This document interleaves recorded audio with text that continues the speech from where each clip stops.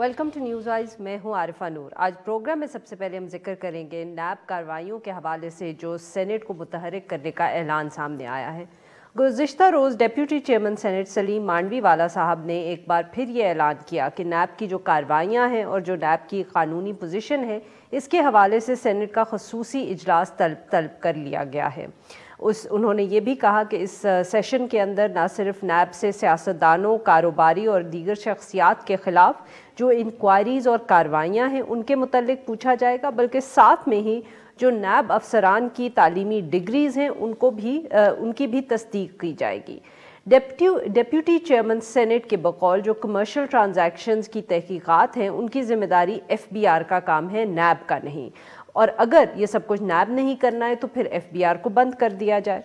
Deputy chairman senate ने नैब के ख़िलाफ़ जो सेनेट को मुतहरिक करने का फ़ैसला किया है, ये एक ऐसे वक्त में फ़ैसला किया है जब हुकूमत और अपोजिशन के दरमियान जो सियासी कशीदगी है वो अरूज के ऊपर है। और अपोजिशन जो है वो उसने ये डेडलाइन भी अनाउंस कर दिया है कि अगर हुकूमत 31 जनवरी तक मुस्ताफ़ी नहीं होगी तो एक लॉन्ग मार्च इस्लामाबाद पे किया जाएगा। इस सारे इशू पे गुफ्तगू करने के लिए हमारे साथ मौजूद है सेनेटर सलीम मांडवी साहब। ये डेप्यूटी चेयरमैन सेनेट हैं। Welcome to the show sir.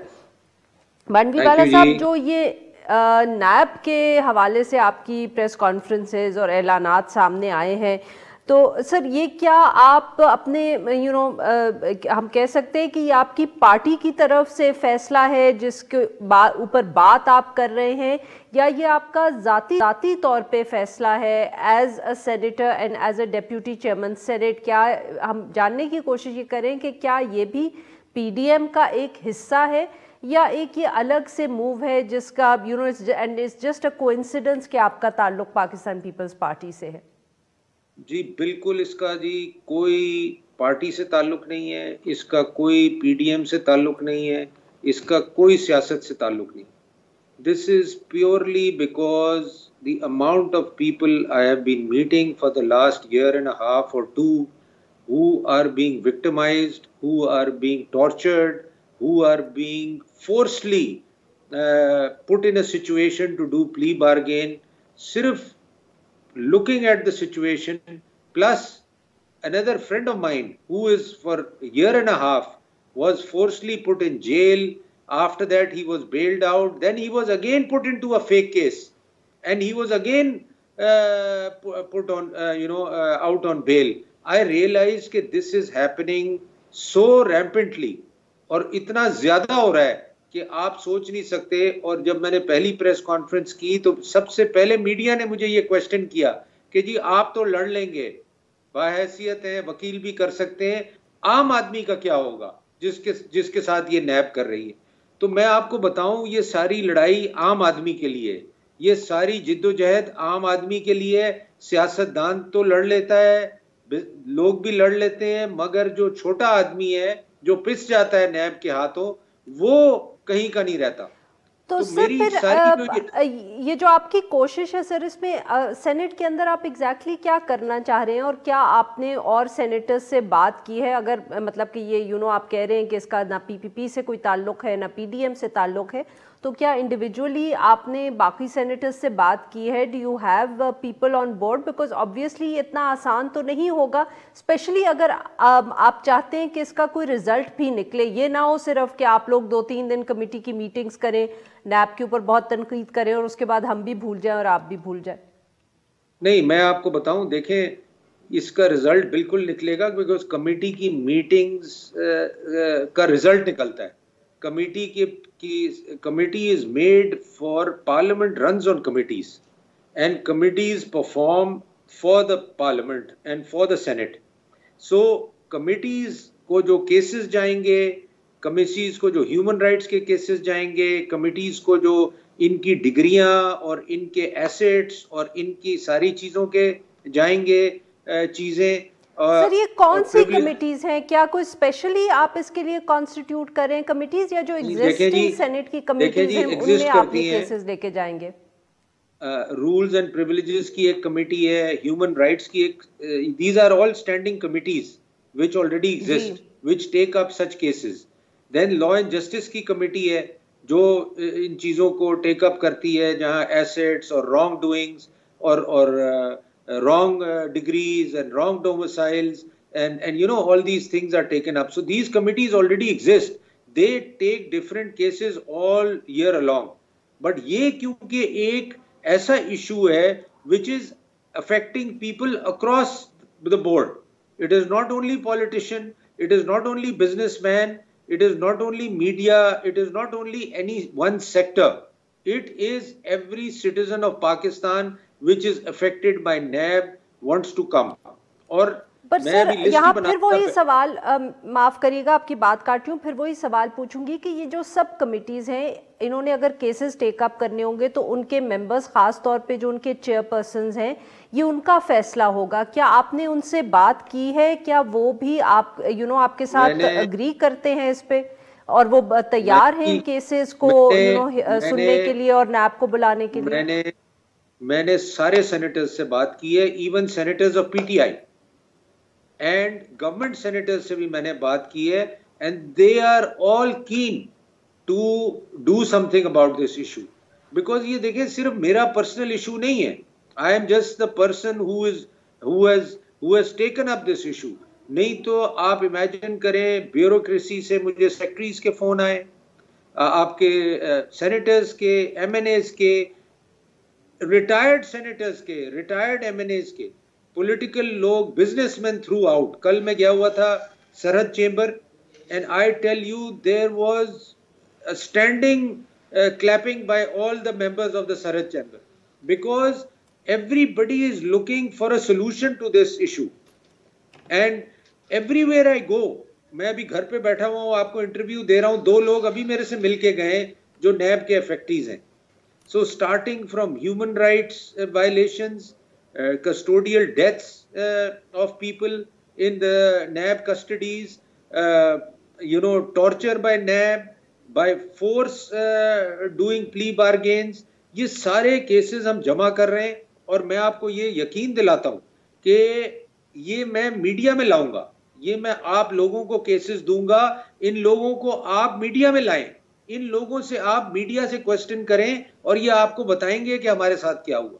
اور کئی ایسے لوگ ہیں جو بیچارے اتنے ڈرتے ہیں کہ وہ سامنے نہیں آنا چاہتے.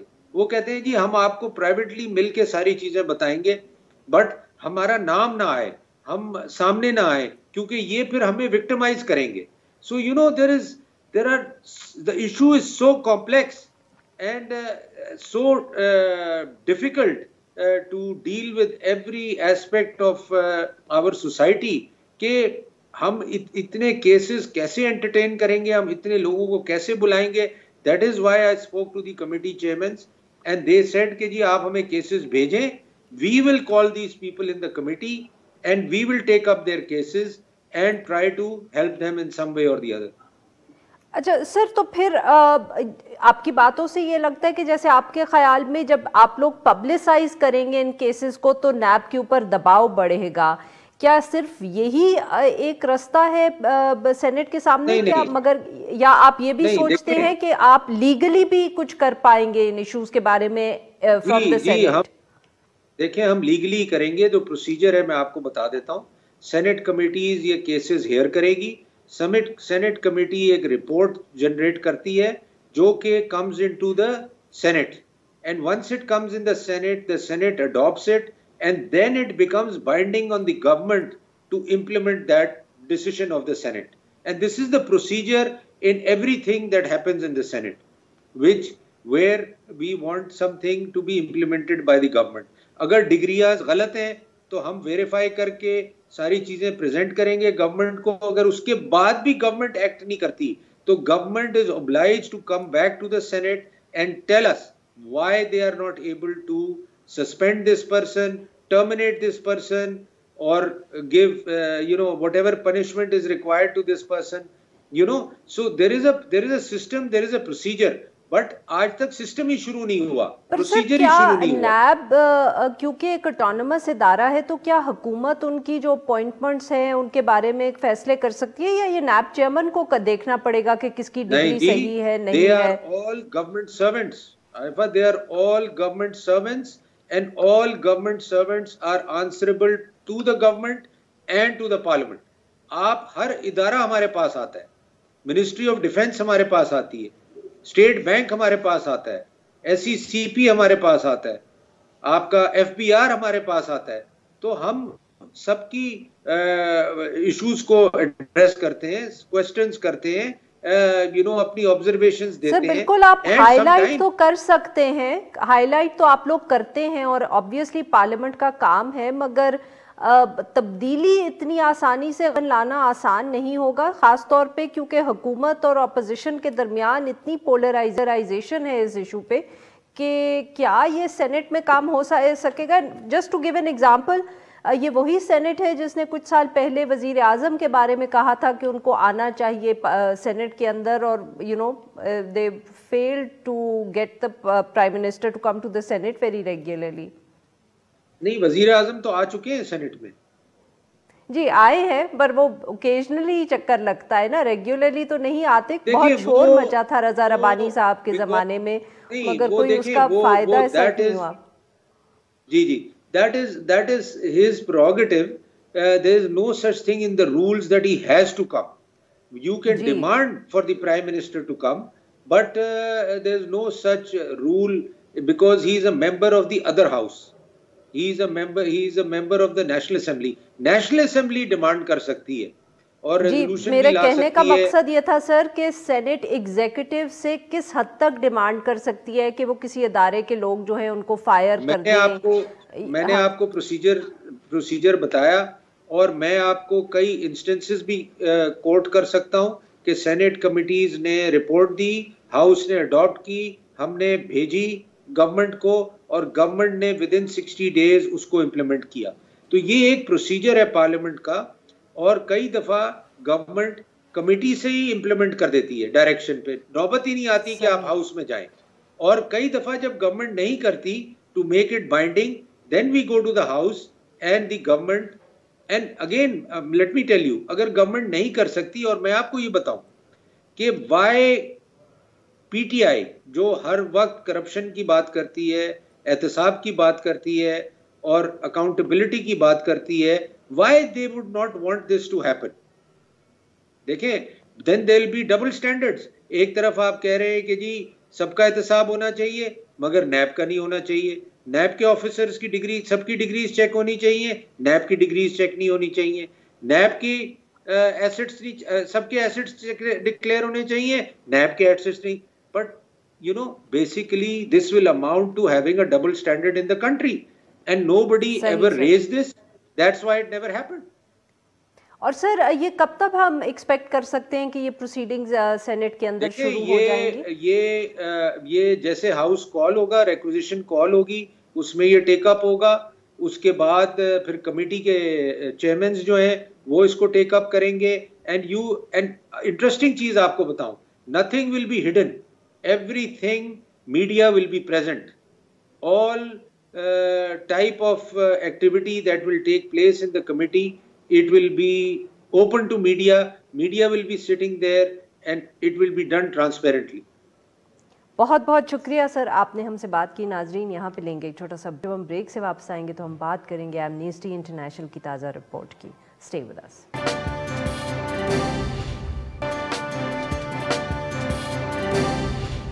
Welcome back. پروگرام کے اس حصے میں ہم ذکر کریں گے پاکستانی جیلوں کا اور ان کے اندر جو کرونا وبا کے بعد صورتحال رہی ہے. ایک تازہ ترین رپورٹ جو ایمنیسٹی انٹرنیشنل اور جسٹس پروجیکٹ پاکستان نے اشتراک سے تیار کی گئی ہے.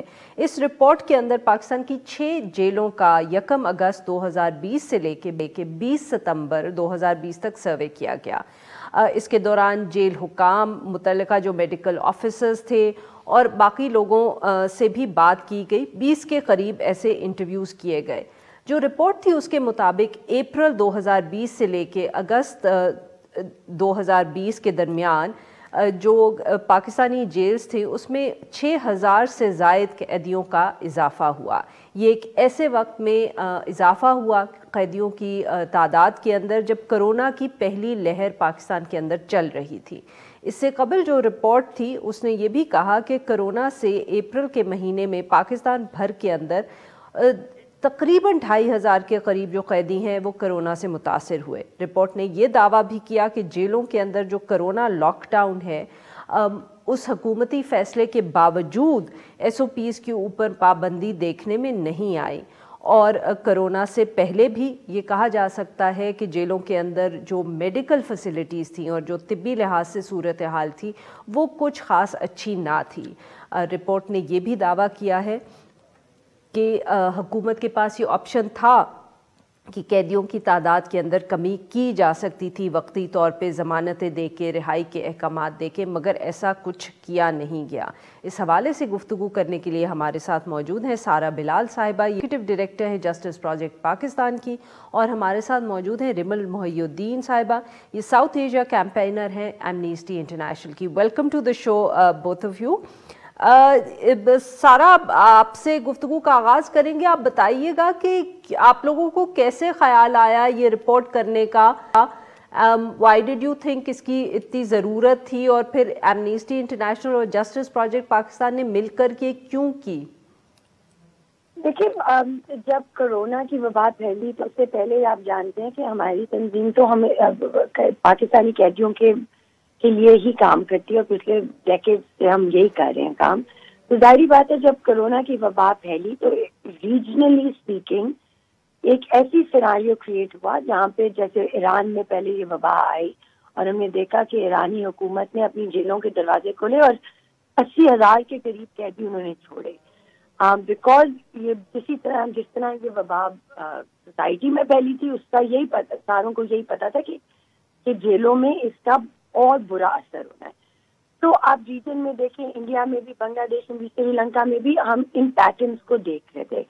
Pakistan I would say at that point February March میں ہماری جو چاروں صوبوں کی انسپیکٹریٹ تھیں وہ کافی زیادہ پروگریسو تھی، ہماری جوڈیشری، ہماری انسپیکٹریٹ وہ کافی زیادہ پرو ایکٹیو تھی، ہماری پروونشل حکومتیں بھی، کہ وہ دیکھ رہی تھی کہ ہماری جیلوں میں یہ وبا نہ آئے، اور اگر آئے تو اس کو منیمائز کس طرح کیا جائے۔ اسی لیے چاروں صوبوں نے جوڈیشری کے ساتھ مل کے، ہوم ڈپارٹمنٹ کے ساتھ مل کے انہوں نے یہ طے کیا کہ ہم بھی اپنی جیلوں کی پاپولیشن کو ڈکریز کریں۔ پھر اس کے بعد سرٹن اقدامات ہوئے، سپریم کورٹ نے سو موٹو لے لیا، اس سے کوئی چلنگ افیکٹ آیا، لیکن اسی طرح جب گلوبلی پرسپیکٹو دیکھا جا رہا تھا کہ یہ وبا کس طرح پھیلی ہے، جیلوں میں کس طرح پھیلی ہے، اسی طرح ہم پاکستان کو مانیٹر کر رہے تھے اور ایمنسٹی انٹرنیشنل ریجنلی دیکھ رہا تھا۔ سو جب ہم دونوں کی اس بات پہ ملاقات ہوئی تو یہ طے ہوا کہ بیکاز ہم پاکستان میں کام کرنے ہیں تو پاکستان کو ایز این ایگزامپل لیا جائے فار دا ریجن۔ بالکل صحیح۔ اور رمل صاحبہ، جب یہ آپ لوگوں نے آبویسلی سروے کیا، جیلز کے وزٹس وغیرہ بھی کیے ہوں گے، تو کیا پتہ چلا؟ آئی مین آبویسلی ہم نے بھی تھوڑے سے پوائنٹس آپ کی رپورٹ کے بتائے تو بھی ہیں، but please add some more details تاکہ لوگوں کو احساس ہو کہ آپ نے جو سرویز کیے آپ کو کیا پتہ چلا اس سے۔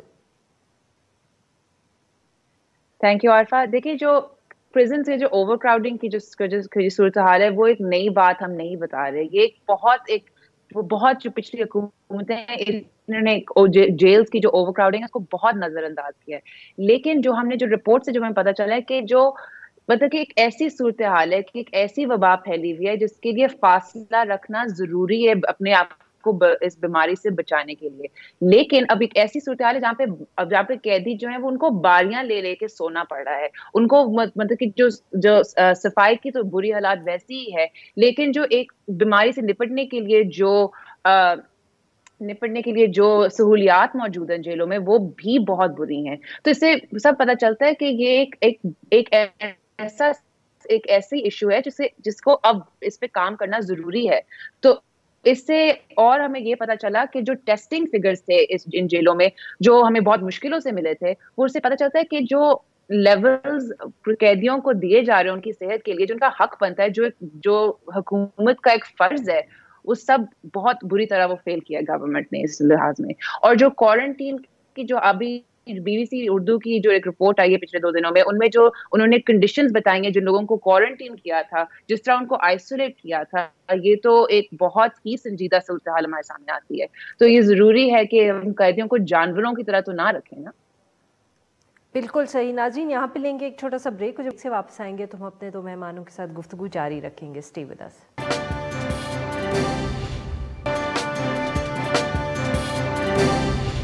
वेलकम बैक नाज़रीन, हम गुफ्तगू कर रहे हैं सारा बिलाल साहिबा से और रिमल मुहय्युद्दीन साहिबा से, और हम बात कर रहे हैं जो इन दोनों की ऑर्गेनाइजेशन ने एक रिपोर्ट तैयार की है कोविड-19 और पाकिस्तान की जो जेल्स के अंदर सूरत हाल रही पहली लहर के दौरान। जी सारा, क्या हम ये कह सकते हैं, मतलब कि ऑब्वियसली आपने 6 जेल्स का सर्वे किया है, हुकूमतों की तरफ से रिस्पॉन्स कैसा था? क्या वो ये फैक्ट्स एंड फिगर्स जो हैं ख़ास तौर पे कोरोना के हवाले से शेयर करने को आपके साथ तफसीलात तैयार थे कि जेल्स के अंदर क्या सूरत हाल है, कितने कैदी जो हैं बीमार हुए हैं? क्योंकि अमूमन ये शिकायत सुनने को मिलती है कि जेल की इंतज़ामिया जो होती है, एंड ऑब्वियसली सूबाई हुकूमतें नहीं चाहती कि बहुत ज़्यादा तफसील इस तरह की शेयर की जाए। एब्सोल्युटली आशा, आपने ठीक कहा है, लेकिन जो ये सारे फैक्ट्स और फिगर्स जो रिपोर्ट में हैं, ये सारे या तो राइट टू इंफॉर्मेशन रिक्वेस्ट के थ्रू मिले हैं या फेडरल ओम्बुड्समैन और पब्लिकली अवेलेबल स्टेटिस्टिक्स हैं, गवर्नमेंट हुकूमत के अपने स्टेटिस्टिक्स हैं। I would just like to से आशा कि देखें, आई थिंक दैट जो पहली दफ़ा जो हमारी ये वबा फैली एंड द वे दैट हमारी हुकूमत ने और सूबाई हुकूमतों ने इस वबा को नॉट जस्ट जेलों में जितना सोसाइटी में टैकल किया और बाहर टैकल किया, जो भी हुआ अल्लाह का रहम हुआ, करम हुआ, पाकिस्तान में इतनी बुरी हालत नहीं हुई अक्रॉस द बोर्ड। बट इसी वबा को जितना टैकल किया गया प्रिजन में, उसमें भी वही चीज हमने देखी जो हमने सोसाइटी में देखी कि किसी तरह somehow, and I don't think we don't have an answer to this, definite answer to this, it did not pan out as badly as, it wasn't the disaster that it should have been. और वहाँ पे I would like to say कि भी अगर हम बच गए और इतना बुरा हाल नहीं हुआ जितना सारे प्रिडिक्ट कर रहे थे और जितना रीजन में हुआ, तो लेट्स लुक एट कि क्या चीजें थी जो काम की, किन चीजों को हमने बेहतर करना है ताकि जो सेकेंड वेव आई है जो कि अभी सोसाइटी में भी फैली हुई है, तो वो जेलों में जो है ना हम वो उतना बुरा हाल ना हो।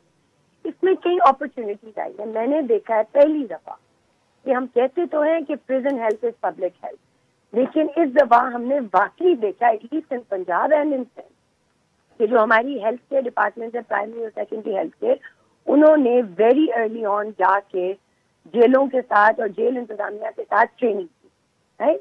पहले होता था कि हमारी जेलों की जो हेल्थ डिपार्टमेंट और हेल्थ के जो हालात थे वो बहुत ही बुरे थे। हेल्थ प्राइमरी और सेकेंडरी हेल्थ को कोई इंटरेस्ट नहीं था, वो कुछ और कर रहे थे, राइट, बिकॉज कैपेसिटी स्टेशन है। तो अगेन वी हैव सीन कि ये एक नया कोऑपरेशन पैदा हुई है, तरीका पैदा हुआ है क्योंकि अब आप हेल्थ डिपार्टमेंट साथ काम करें। दूसरी चीजें हमने देखा है कि प्रिजन रिफॉर्म, चाहे वो सिंध में हो, पंजाब में उन्होंने अपने there been a focus on prison, और Punjab has just drafted the 2020 prison rule, और देव ऑल्सो उन्होंने अपने प्रोबेशन ऑफ ऑफेंडर्स ऑर्डिनेंस वगैरह भी स्पीड अप कर रहे हैं, line before the law ministry, before the Punjab cabinet की उसको अप्रूव किया जाए। तो जहाँ पे there has been a crisis, वहाँ पे मौके भी हैं टू डू थिंग्स बेटर। बिल्कुल सही, और हमें फर्क भी नजर आ रहा है। Let's get Rimmel into the conversation. Rimmel साहबा, क्या आपको भी लगता है, आप भी सारा बिलाल साहबा की इस असेसमेंट के साथ इत्तेफाक करेंगी कि क्योंकि एक बहुत बड़ा पब्लिक हेल्थ का क्राइसिस था तो उसके बाद कोई तब्दीली भी देखी जो बहुत एक हमारा तरीका है जेल्स के अंदर काम करने का और ज़्यादा वहाँ अहमियत नहीं दी जाती ख़ास तौर पे सेहत को, तो उसमें आपने भी तब्दीली देखी है? देखिए आरफा, बिल्कुल सारा बिल्कुल ठीक कह रही है कि जहाँ पे क्राइसिस है वहाँ पे एक अपॉर्चुनिटी भी है, लेकिन ये जरूरी है कि ये इस वबा से बचने के लिए सबसे जरूरी चीज जो है वो है कैदियों की तादाद में कमी लानी। और इस तरह में देखा था कि ये एक पहली दफा, जैसा सारा ने कहा, पहली दफा ये एक कौमी लेवल पे ये बात हो रही थी, गुफ्तगू हो रही थी कि मतलब कि जो लोअर कोर्ट से लेके प्राइम मिनिस्टर के ऑफिस तक ये बात पहुंची थी, और फिर प्राइम मिनिस्टर का ये ऑर्डर आया था कि जो खवातीन जो जेलों में हैं, जो उनके साथ जुवेनाइल्स हैं, जिनके साथ उनके बच्चे हैं, उनको रिलीज किया जाए। लेकिन अभी तक 3 महीने तक हमने ना कोई नोटिफिकेशन देखी है, ना कोई हमने इस तरह की कोई लिस्ट देखी है। इसी तरह जरूरी है कि इस बात पे जरा, बिकॉज वबा जिस तरह की है और जिस तरह मुल्क में जिस दूसरी लहर कोरोना वायरस की फैली हुई है, उससे बचने के लिए, और एक जो जिस तरह सारण का ٹھیک ہے اس دفعہ قیدیوں کی اس طرح کی جیلوں میں اتنی بری سچویشن نہیں ہوئی, لیکن اب یہ ہم کس چیز کا انتظار کر رہے ہیں؟ قیدیوں کی موت کا انتظار کر رہے ہیں کہ اب جب تک قبریں نہیں نکلیں گی تب تک ہم اس پر کام نہیں کریں گے. اس لیے ضروری ہے کہ جو یہ مومنٹم شروع ہوا ہے اس پہ عمل کیا جائے جلد سے جلد. اب ویری کوئکلی ریمل, ہمارے پاس اب وقت کم ہے, تو یہ بتائیے گا کہ کیا دوسری لہر کے اندر بھی یہ جو آپ لوگوں نے ذکر کیا ہے جن کاموں کا یا جو ایفرٹس کیے جا رہے ہیں جیلز کے حوالے سے, وہ آپ کو نظر آ رہا ہے کہ ان کے اوپر ابھی کام جاری ہے؟ I think if I may answer that question. G Actually the biggest problem was جو آپ نے پہلے شروع میں بات کی, جب تک حکومت ٹرانسپیرنٹ نہیں ہوگی اپنے فگرز کے بارے میں, تو جہاں ان کے سکسیسز ہیں اور جہاں ان کے فیلئرز ہیں, ان کو ہم نہیں ایز سول سوسائٹی کھلے طریقے سے بات کر سکیں گے. جب وہ شیئر ہی نہیں کریں گی انفارمیشن, ہم آپ کو سیکنڈ لیئر کے بارے میں کچھ نہیں بتا سکتے, بیکاز ہم نے ابھی right to information request file کی ہے اور نہ ہم نے کورٹ کے تھرو ان سے فگرز دیا ہے. ان کو چاہیے سامنے آ کے شیئر کریں تاکہ they can take from the expertise of organizations like Amnesty and JPC and many others that exist in this space. Sorry, Rimal, please go ahead. جی Rimal. نہیں, thank you, sorry, I took the words right out of my mouth. لیکن یہ جس طرح جب corona virus سے پہلے پاکستان میں آیا تھا تو وہ پہلے وہ کیسز رپورٹ کر رہے تھے, دم سے 6 اپریل کے بعد انہوں نے بالکل بات نہیں کی کہ کتنے کی, تاکہ ہمیں ایک اندازہ بھی نہیں تھا کہ کیا جیلوں میں اصل میں ہو کیا رہا ہے. اگر انہوں نے یہ اتنی بری سچویشن اوائڈ کی ہے تو ان کی جو جس طرح سارا نے کہا جو ان کی کامیابیاں ہیں ان کے اوپر ہم کام کر سکتے ہیں, اور جہاں پہ انہوں نے کام کیا ہے ان کو اس بات کا ہم ان کو مبارکباد دیں گے. ہم سب چاہتے ہیں کہ قیدیوں کی جو حقوق ہیں وہ جتنے زیادہ ہم فلفل کر سکیں ہم کریں. تو یا ابھی ہمیں بس پھر لیکن وہی سلسلہ آ گیا کہ ہمیں بس میڈیا رپورٹس کی طرف سے پتہ چلتا ہے کہ آج تربت جیل میں 17 قیدیوں کو کورونا وائرس کے شکار بن چکے ہیں. تو اسی لیے جب تک وہ ہمارے ساتھ اوپن نہیں ہوں گے, ٹرانسپیرنٹ نہیں ہوں گے, تو پھر how can we help them? بہت بہت شکریہ آپ دونوں کا, آپ نے ہم سے بات. ناظرین یہاں پہ لیں گے ایک چھوٹا سا بریک, اور جب ہم بریک سے واپس آئیں گے تو ہم بات کریں گے بلوچستان ہائی کورٹ کی ایک ججمنٹ کا. اسٹے ود اس.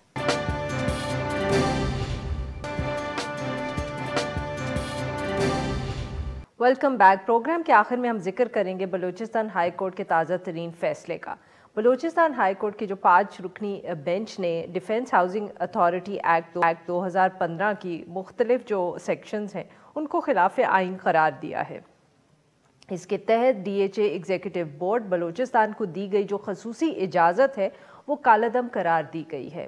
عدالت کے مطابق ڈی ایچ اے کو کوئی بھی جگہ اپنے طور پر حاصل کرنے اور اس کو ڈیولپ کرنے کا اختیار نہیں ہے, بلکہ یہ اختیار جو ہے وہ صرف وفاقی اور صوبائی حکومت جو ہے اس کے پاس ہے. عدالت کے مطابق 2015 کے اندر جو ڈی ایچ اے ایکٹ منظور ہوا تھا اس وقت کی وفاقی اور صوبائی حکومتوں نے آئینی کوتاہی کی اور زمین حاصل کرنے کے جو اختیارات ہیں ایک غیر سرکاری اداروں کو دے دیے, اور یہ خلاف آئین بات ہے.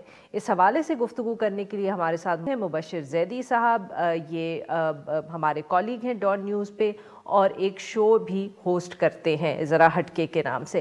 ویلکم ٹو دا شو مبشر. جی مبشر, آپ نے کافی تفصیل سے دیکھا ہے اس سٹوری کو, ہمیں بتائیں کہ یہ جو عدالت کا فیصلہ ہے اس کے بارے میں آپ کے کیا خیالات ہیں؟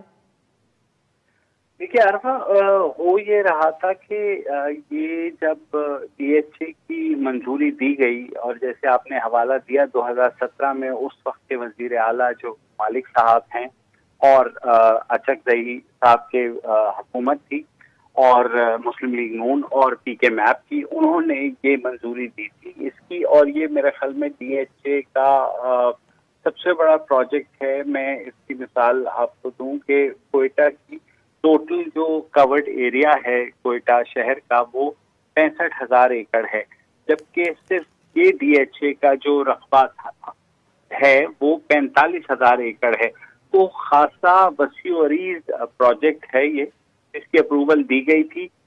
جو جب یہ عدالت میں گیا تو وہ اس وجہ سے گیا کہ بیچ میں بہت سے لوگوں کی زمینیں آئیں اور کچھ ہاؤسنگ سوسائٹیز تھیں, مثلاً ایک کافی بحریہ ٹاؤن کے نام سے, وہ ان صاحب نے یہ اناؤنس کر دی, وہاں پر پلاٹس بٹ گئے.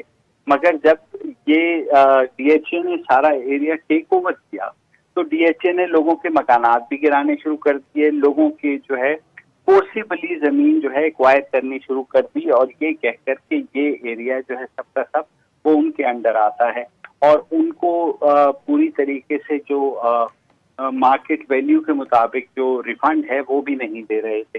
तो खासा उस पर इस्तराब था, जिसके बायस ये लोग जो है बलूचिस्तान हाई कोर्ट गए, और वहां फिर कोर्ट ने बिलाखिर इस सारे मामले को गैर आईनी करार दिया। जो एग्जीक्यूटिव ऑर्डर था DHA का उसको भी गैर आईनी करार दिया, और इसमें ये भी कहा कि इसको जब तक कि पार्लियामेंट से DHA एक्ट मंजूर नहीं होता, जिस तरह हमने देखा कि इस्लामाबाद का DHA एक्ट उस वक्त की पार्लियामेंट से मंजूर हुआ था, तो उसकी बारे में भी ऑब्जर्वेशन दी गई है कि इसको प्रॉपरली एक्ट को जब तक अप्रूव नहीं होगा ये कलअदम करार दिया जाएगा, क्योंकि आप किसी भी शहरी का जो हक है जमीन का वो इस तरह से नहीं छीन सकते। तो मुबशिर साहब, अब आपके ख्याल में क्या जो बलूचिस्तान की सूबाई हुकूमत है उसको ये लॉ पास करना पड़ेगा और फिर DHA जो है वहाँ काम दोबारा शुरू कर पाएगा? जी, फिलहाल तो ऐसा ही लगता है कि ऐसा ही होगा, और क्योंकि अदालत के रिमार्क्स भी ऐसे ही हैं, तो जब तक ये लॉ प्रॉपरली बलूचिस्तान की हुकूमत जो है या बलूचिस्तान की जो सूबाई असेंबली वो पास नहीं करेगी, उससे पहले DHA वहाँ पर किसी भी किस्म की कंस्ट्रक्शन जो है या उसको डेवलप करने का इख्तियार नहीं रखेगा। मुबशिर साहब, सॉरी आपकी बात यहाँ काट रही हूँ, ये बताइएगा कि कंसिडरिंग के ये कोई पहली दफे तो नहीं है कि DHA कहीं हाउसिंग सोसाइटी बनने लग रही है, तो इतना ज्यादा जब इनके पास तजुर्बा था तो इतनी बड़ी गलती कैसे हो गई कि हाई कोर्ट ने इसको कलअदम करार दे दिया एक सूबे के अंदर? देखिए, बज़ाहिर ये लगता है आरिफा कि ये जब DHA डेवलप हुआ तो उस वक्त इस वक्त जो हालात हैं सूबे के मारूफी उसमें फौज का बहरहाल एक बहुत बड़ा किरदार है। ओवर द इयर्स जो वहाँ पर डेवलपमेंट भी हुई है उसमें भी फौज का एक किरदार है, उन्होंने उस चीज को डेवलप भी किया है। मगर जहाँ तक DHA की बात आती है तो वहाँ आकर के उन्होंने जिस तरह से ये अप्रूव किया, और ये वही हुकूमत है गुज़िश्ता जो अपने आप को बहुत ज्यादा जमहूरी कहती थी, उन्होंने भी एक एग्जीक्यूटिव ऑर्डर के थ्रू इतना बड़ा ऑर्डर दे दिया और इतनी बड़ी तादाद में जमीन लेने का हक DHA को दे दिया कि बाद में जो है आपने देखा कि अदालत ने किस तरह से उसको गैर कानूनी और गैर आईनी करार दिया। तो मेरे ख्याल में DHA का ये ख्याल था कि वो इस तरह के एग्जीक्यूटिव ऑर्डर के थ्रू डेवलप कर पाएंगे, मगर शायद उनको अंदाजा नहीं था कि अदालत में जब लोग जाएंगे तो हवाला दिया जाएगा। जिस तरह आपको याद होगा इस्लामाबाद के DHA का भी मसला हुआ था और इवेंचुअली वो उस वक्त की पीपल्स पार्टी की हुकूमत ने आपको याद होगा जो फरहतुल्लाह बाबर साहब हैं उन्होंने इस पर खासी तफसीलन बात भी की कि उन्होंने फिर DHA इस्लामाबाद एक्ट मंजूर किया था पार्लियामेंट से, उसके बाद उसकी इजाजत दी गई थी। तो वही तरीक़ाकार इन्हें भी इख्तियार करना पड़ेगा। DHA ने मेरे ख्याल में जैसे अदालत ने अपने फैसले में भी लिखा, उन्होंने अपने इख्तियार से तजावुज़ किया, लेकिन साथ साथ उस वक्त की जो साबिक बलूचिस्तान की हुकूमत जो है उसने भी अपने इख्तियार से तजावुज़ करके बहुत बहुत शुक्रिया मुबशिर, आपने बात की। नाजरीन, आज के लिए बस इतना ही। Now we will be back on Monday.